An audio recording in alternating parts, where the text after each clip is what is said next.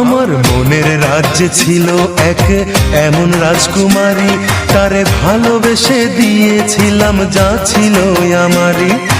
আমার বুকে মাথা রেখে বলতো মনের কথা, ভাগ করিয়া নিতাম দুজন দুঃখ কষ্ট ব্যথা। আমি শুধু ছিলাম যে তার প্রেমেরই পূজারি, তার ভালোবাসা করলো আমায় পথেরই ভিখারি। তার কত ভালোবাসি জানে না রে জগৎবাসী, জানে অন্তর্যামী। যখন তোমার কেউ ছিল না তখন ছিলাম আমি, এখন তোমার সব হয়েছে পর হয়েছি আমি।